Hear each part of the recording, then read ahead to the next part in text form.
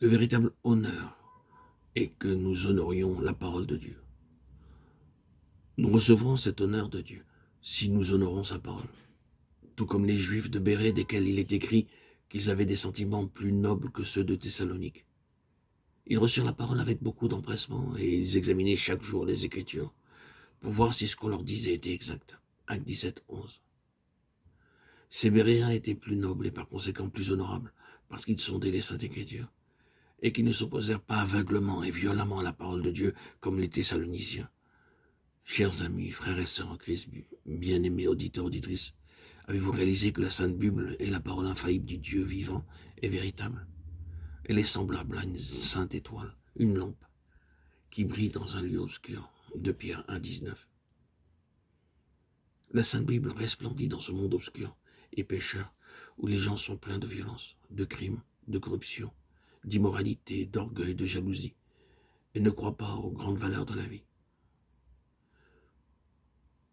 Lisez-vous la Sainte Bible chaque jour?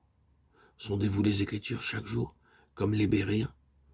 Ou, entendant quelque chose de nouveau, dites-vous aveuglement que vous préférerez suivre les traditions de vos ancêtres? Ne sondez-vous pas quotidiennement les Saintes Écritures? Ne serez-vous pas comme les Béréens pour voir si la nouvelle chose que vous avez entendue, ces nouvelles choses sont réellement en révélation de Dieu avec une ouverture d'esprit? Ou êtes-vous enchaîné aux traditions de vos ancêtres, aux pratiques et aux traditions de votre communauté, de votre dénomination, de votre groupe ou de l'endroit où vous vous rendez pour la communion? Préférez-vous honorer les ancêtres dévoyés de votre pays ou de votre communauté plus que Dieu et ne pas chercher à honorer le Dieu saint et sans péché, votre Créateur, celui du monde et de l'univers tout entier? Puisse le Seigneur faire de nous tous de nobles gens du peuple de Dieu, recherchant en premier lieu l'honneur provenant de Dieu, sachant donner l'honneur à Dieu et à sa parole révélée, afin qu'ainsi il puisse faire de nous des hommes comme Jabez, plus honorés que les gens de ce monde, pour recevoir le véritable honneur de l'éternel Dieu, le Dieu de gloire. Nous avons vu comment Jabez, un homme de Dieu, fut enfanté par sa mère avec douleur et comment il devint plus considéré que ses frères.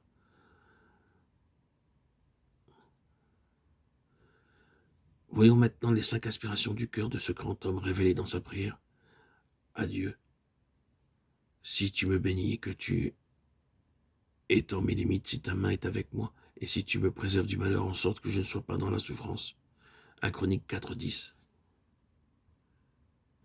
Jabez connaissait comment prospérer, et il dit à Dieu, si tu me bénis. Il connaissait ce grand secret, à savoir que Dieu seul peut bénir et nous accorder la véritable prospérité, et que nous ne pouvons pas nous appuyer sur notre intelligence et notre dur labeur. Le prédicateur dit dans le livre de l'Ecclésiaste, « J'ai encore vu sous le soleil que la course des poings aux agiles, ni la guerre aux vaillants, ni le pain aux sages, ni la richesse aux intelligents, ni la faveur aux savants, car tout dépend pour eux du temps et des circonstances. » Ecclésiaste 9, 20.